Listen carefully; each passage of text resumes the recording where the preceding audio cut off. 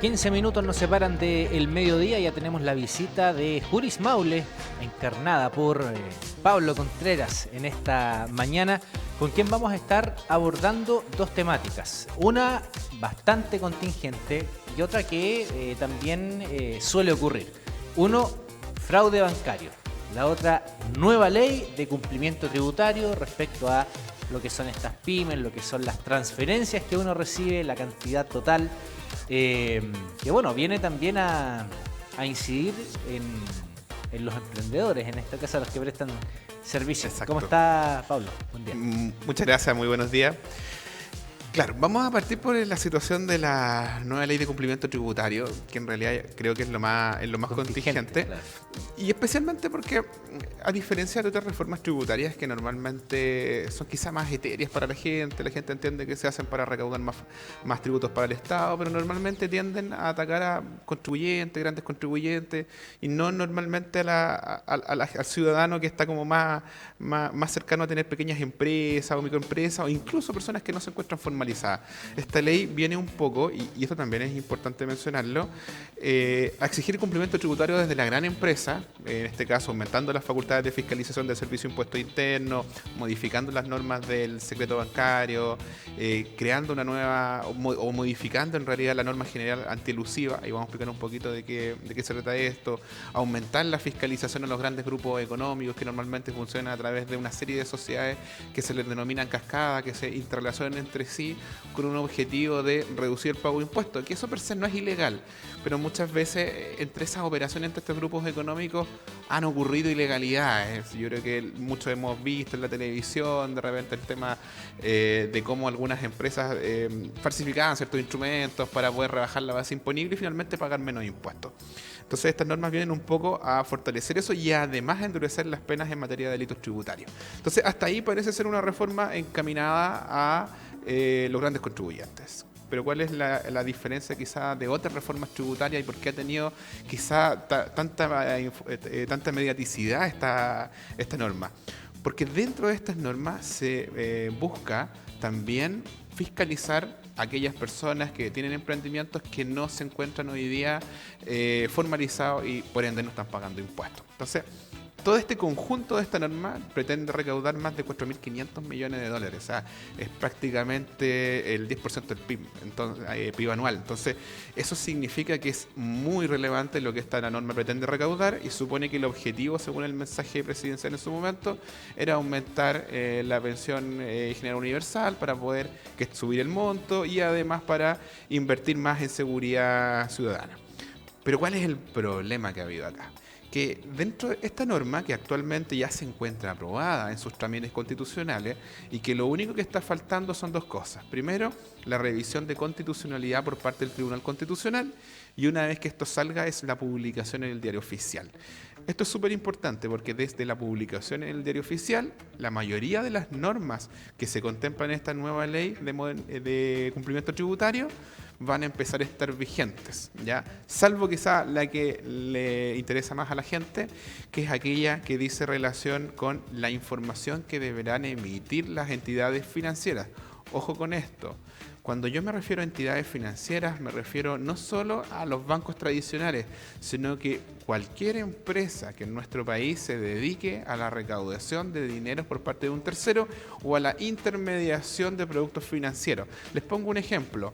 Típicos bancos, Banco Estado, Banco Santander, etcétera, todos los que ustedes pueden conocer, pero también todas las nuevas aplicaciones en las cuales ustedes pueden tener dinero como Mercado Pago, las tarjetas de prepago de algunas instituciones, Tempo, Smachi, etcétera. Todas estas entidades también van a estar obligadas. ¿Y a qué van a estar obligadas? Que aquí viene como lo más relevante, a informar tres situaciones específicas. La primera de ellas, van a tener que informar todo movimiento superior a 1.500 UF que haya en la cuenta de una persona, que bueno, eso ya es una cantidad importante de dinero, cerca de 60 millones de pesos. Pero también van a estar obligadas a informar todas aquellas transferencias que recibe una persona cuando excedan de 50 desde distintos RUT o depósitos de distintas personas. Ejemplo, si tú haces 10 transferencias a una persona, solamente cuenta como una, ¿ya? Pero si son 50 personas distintas en un mismo mes, ese banco o institución financiera va a estar obligada a informar al Servicio de Impuestos Internos, y el Servicio de Impuestos Internos va a recibir esta información. Después vamos a decir para qué recaudan esta información. Pero también algunos pueden decir, bueno, a lo mejor yo tengo una pequeña pyme, no tengo tantas transferencias, las puedo limitar, a lo mejor que me hagan 30, que me hagan 40 en un mes, y con eso zafo del problema. No, el tema está que esta misma norma contempla que también van a estar obligados a informar cuando sean 100 transferencias de distintas personas a la misma persona dentro de un plazo de 6 meses. ¿Eso qué significa? Que si usted tiene más de 17 transferencias de distintas personas en un mes, en un rango de 6 meses, va a superar este número de 100, y eso va a generar también que se genere esta información por parte de la institución financiera al Servicio de Impuestos Internos. ¿Cuándo comienza esto? Bueno, la norma todavía no se ha publicado en el Diario Oficial, como lo estábamos diciendo, pero se espera que la publicación en el Diario Oficial sea entre fines de octubre y comienzos de noviembre. O sea, es una norma que va a entrar en vigor próximamente. Sin embargo, respecto de exclusivamente esto que estamos conversando, es decir, la obligación de informar por parte de instituciones financieras, va a comenzar a correr a contar de enero del próximo año. Entonces muchos dirán, bueno, todavía puedo seguir recibiendo transferencias sin ningún problema. Es que aquí viene el problema. Si bien la ley dice, en general es irretroactiva, esa es la regla general en realidad en nuestra legislación, esta norma va a obligar a los bancos a contar de enero del próximo año, a informar. ¿Y qué es lo que va a informar?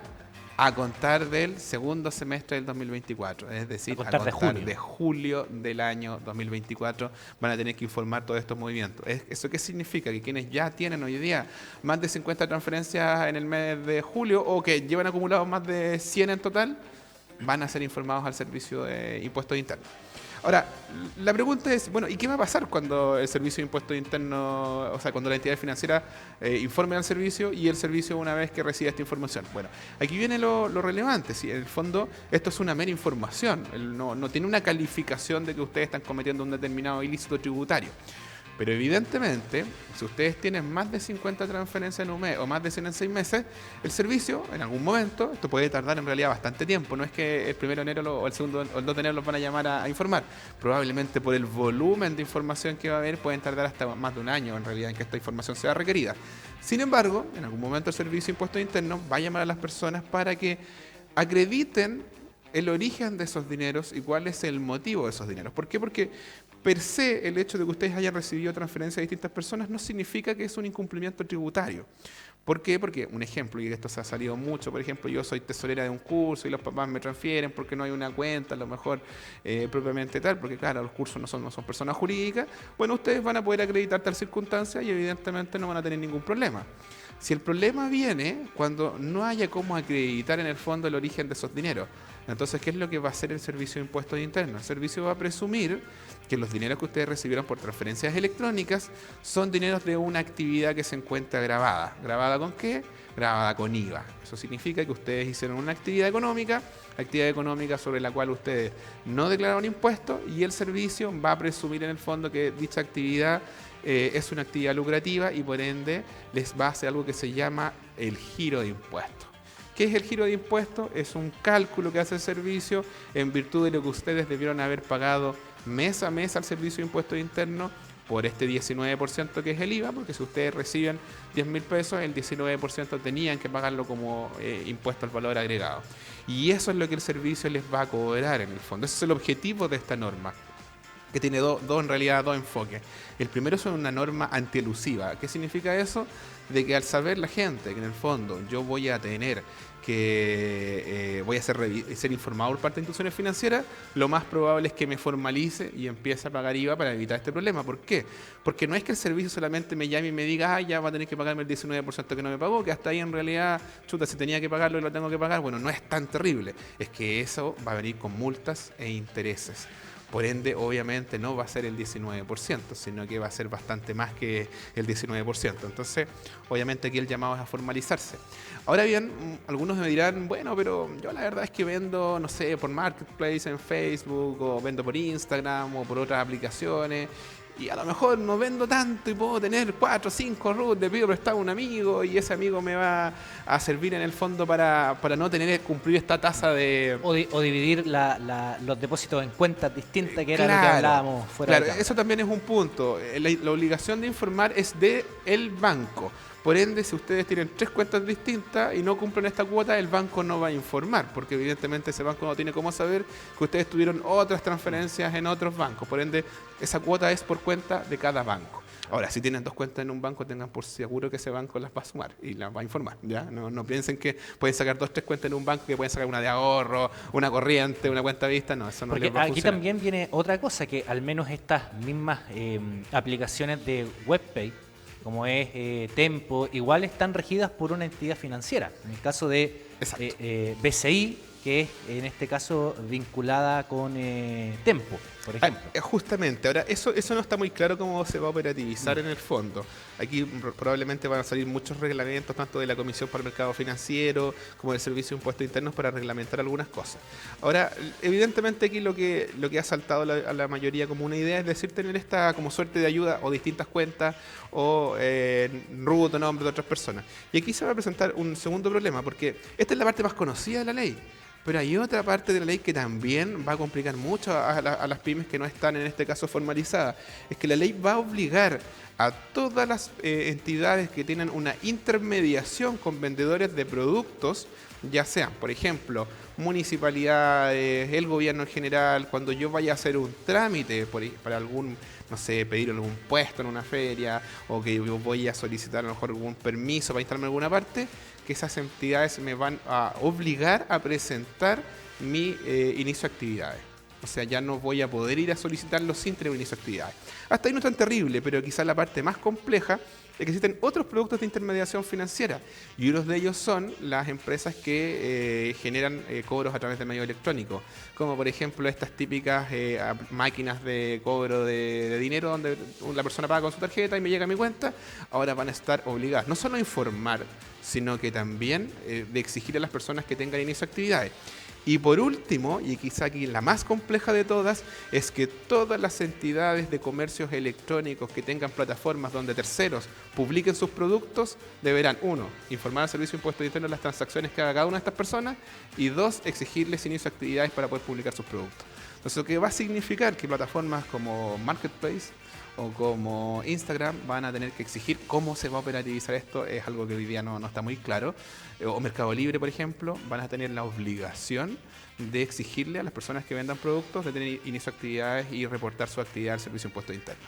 Entonces, en el fondo, ya no solo es que van a tener que informar los movimientos que van en las cuentas a través de los bancos, sino que también estas entidades donde yo publico mis productos van a tener la obligación de exigirme que yo esté emitiendo boleta y tenga inicio de actividades. Entonces, en realidad, está cada día más complejo para las personas que están en el comercio informal, más allá de venderlo directo al cliente, porque el objetivo de esto es tratar de recaudar la mayor cantidad de tributos posible.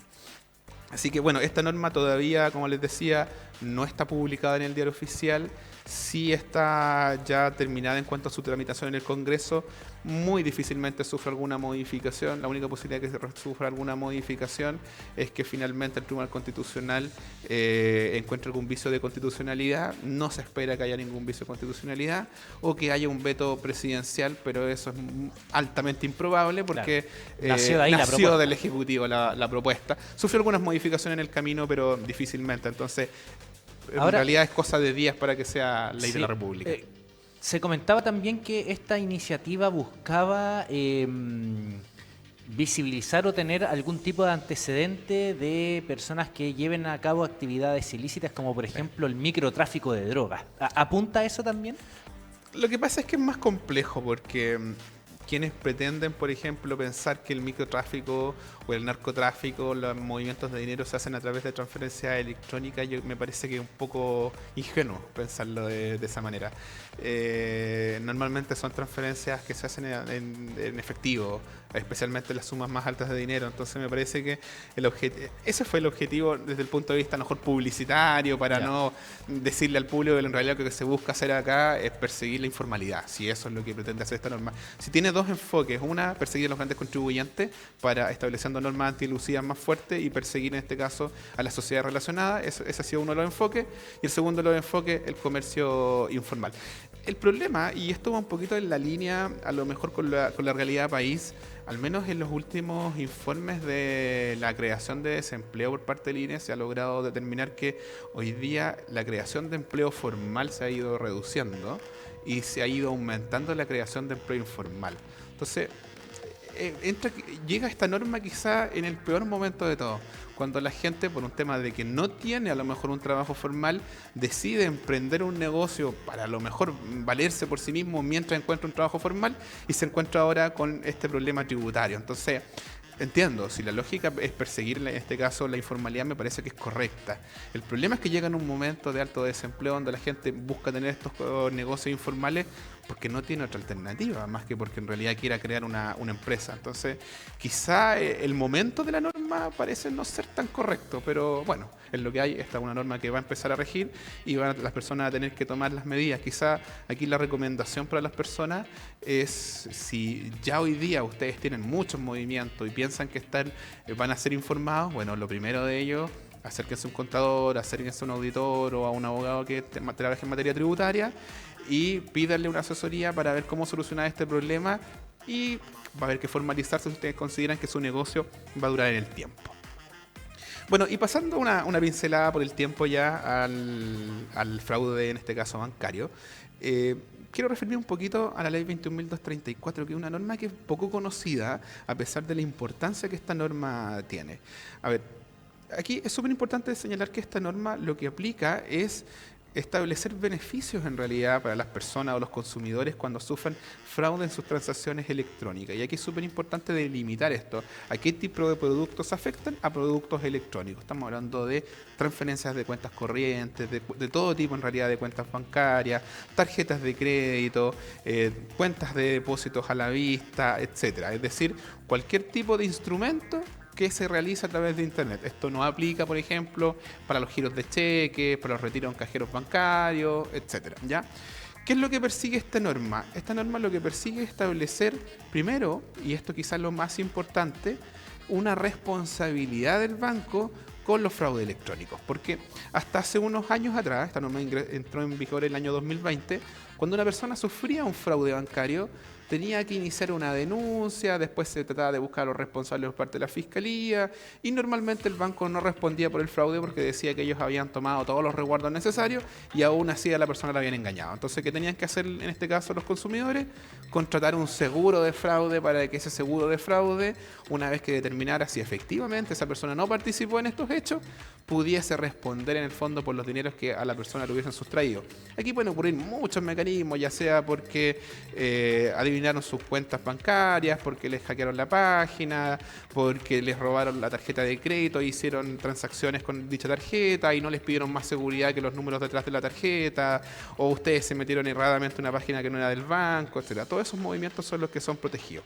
Ahora, ¿cuál es la obligación del banco una vez que una persona sufre, en este caso, un fraude bancario? Una vez que la persona informa, el banco tiene un plazo, y ojo con esto, de 5 días desde la fecha que recibe la denuncia por parte del consumidor, de devolver una suma de hasta 35 UF a la persona. Es decir, estamos hablando poco más de 1.100.000 pesos.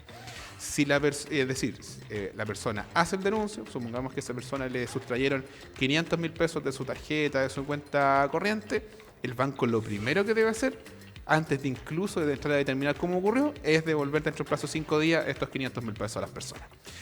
Si dice la ley, si supera en este caso las 35 UF, el banco deberá en todo caso abonar igualmente las 35 UF y lo que exceda de las 35 UF, supongamos que una persona la defraudan por 5 millones de pesos. El banco les va a devolver 1.100.000 de manera inmediata, dentro de 5 días. Y lo que exceda, es decir, estos 3.900.000 pesos, va a tener que devolverlos igualmente. Sin embargo, el banco aquí va a tener una facultad, que va a tener 7 días adicionales para hacer una investigación, en este caso, a la persona que hizo este denuncio, para saber si efectivamente se cometió algún tipo de fraude, porque si no, pareciera muy fácil hacer una denuncia y pedirle al banco que me dé 35 UF y podría hacerlo 10 veces, así que obviamente no, porque el banco va a tener el derecho de investigar y si considera el banco que estos montos en realidad fueron defraudados por el mismo cliente que está haciendo la denuncia, debe interponer dentro de ese plazo una denuncia al juzgado de policía local señalando que hubo una intención maliciosa del cliente de, en el fondo, hacer esta denuncia. O que hubo negligencia o culpa grave. ¿Cuándo podría haber negligencia o culpa grave? Por ejemplo, tú le prestas tus contraseñas, tu tarjeta a un amigo y le dices, oye, guárdamela, y ese amigo va y te sustrae el dinero. Evidentemente, el banco no tenía responsabilidad en el fondo porque no fue vulnerado en ningún medio electrónico, ya que yo mismo le entregué a otra persona las claves. En ese caso, muchas veces. podríamos decir de un exceso de confianza. A eso se le llama negligencia grave en el fondo, y eso es lo que la ley exige que tiene que acreditar el banco. Si el banco dentro de estos 7 días no interpone una demanda, debe restituir estos dineros íntegramente, en este caso, a los afectados. La verdad es que esta norma, desde su creación, funcionó bastante bien. Ahora, y por esto que me quise tocar este tema, en los últimos meses he ido escuchando de parte de varios clientes que los bancos están empezando a poner muchas trabas para la devolución de estos dineros. En muchos casos esta devolución no se hace dentro del 5.º día. Se piden una serie de antecedentes que no deberían pedirse, una serie de formularios que el banco exige que no están en la ley, o de repente derechamente incluso rechazan la solicitud aduciendo que la persona tiene seguros. Y aquí una cosa tremendamente importante que yo les tengo que decir. Los seguros de protección de fraudes bancarios no pueden abarcar lo que esta ley abarca. ¿Qué significa eso? Que el banco no les puede ofrecer a ustedes o no les puede exigir la contratación de un seguro ante fraude electrónico, porque esta ley dice que son los bancos los responsables, no los seguros. Entonces, si ustedes contratan un seguro de fraude bancario, no les va a cubrir esto, porque la ley lo impide que así lo haga. ¿Qué les va a cubrir un seguro de fraude bancario? Que ustedes sean asaltados en un cajero electrónico, les va a cubrir cheques, pero no les va a cubrir el comercio electrónico porque la ley explícitamente lo impide. Si un banco o institución financiera dentro de estos plazos no le responde, tienen 2 vías en el fondo para poder accionar. Una de ellas es haciendo una denuncia al CERNAC, y luego de ello, si es que finalmente en el CERNAC no se soluciona, presentando una demanda ante el juzgado de policía local por ley del consumidor. Esa es una de las vías que ustedes pueden intentar. Otra de las vías que se ha utilizado y que tiene bastante buen, al menos, desempeño, es interponer un recurso de protección señalando que se hizo el denuncio ante el banco y habiendo transcurrido los plazos legales, ya sean estos 5 más estos 7 días si es que supera las 35 UF, el banco no presentó demanda ni tampoco restituyó los fondos. En ese caso, normalmente estos recursos de protección han estado, por lo menos en los últimos tiempos, están siendo acogidos y obligan a la institución financiera en un procedimiento que es relativamente rápido y que puede durar aproximadamente 2 a 3 meses a restituir estos dineros. Incluso muchos bancos, apenas les llega la notificación del recurso de protección, restituyen los dineros porque saben que tienen la obligación de hacerlo. Ahora, uno se preguntará, pero bueno, ¿y por qué los bancos no lo están haciendo? Pucha, a través de una política que es bastante perversa. Mucha gente de repente por la entidad del fraude, a veces no son millones, a veces son 200.000 pesos, 300.000 pesos. Claro, si el banco les pone trabas y la gente no reclama, hay mucha gente que no hace la denuncia y en el fondo el banco se ahorra, por la cantidad de personas que hay, miles de millones en realidad, y parece ser que los bancos están, algunos, no todos, ojo, prefiriendo que los demanden y ahí responder. Porque finalmente es cierto, ¿cuántas personas que no les pagó el banco estos dineros de los fraudes demandan? Probablemente la minoría. Entonces al banco parece que le sale más rentable afrontar estos juicios que pagar en realidad los fraudes. Entonces la recomendación es vayan al CERNAC o busquen un abogado para presentar un recurso de protección. Y en Juris Maule tienen a ese equipo jurídico mixto de distintas causas. ¿Cuánto podría tardar este tipo de juicios contra una entidad bancaria? Mira, la vía del recurso de protección tiene ventaja y desventaja. Es más rápida, de 2 a 3 meses, pero solo busca la restitución del dinero. Ya. Mientras que en materia de policía local, tú puedes obtener 3 cosas: la restitución del dinero, una multa para la entidad financiera y además una indemnización de perjuicio, pero en un proceso que puede durar hasta 1 año. Entonces, obviamente, va a haber que sopesar el tema de los tiempos y cada persona tomará la mejor decisión en su caso. www.jurismaule.cl, esa es la página, ¿no? Para agendar hora. Exacto. Y ahí nos pueden contactar, está nuestro correo, están todos nuestros medios de contacto. Y la recomendación es agendar siempre 1 hora con anticipación, cosa de que los podamos atender y los pueda atender el abogado correcto para el caso que ustedes tengan. Muy bien. Pablo Contreras de Juris Maule, como todos los jueves, dándonos a conocer distintas leyes, distintos procedimientos que muchas veces existen dudas respecto a esto, sobre todo en estos tiempos respecto a las estafas bancarias. Con esto despedimos el programa más positivo de este día jueves. Invitarlos a seguir en compañía de Canal 30. Nos reencontramos a las 14 horas en la edición de media tarde de Voz Regional. Será hasta entonces. Chao, chao.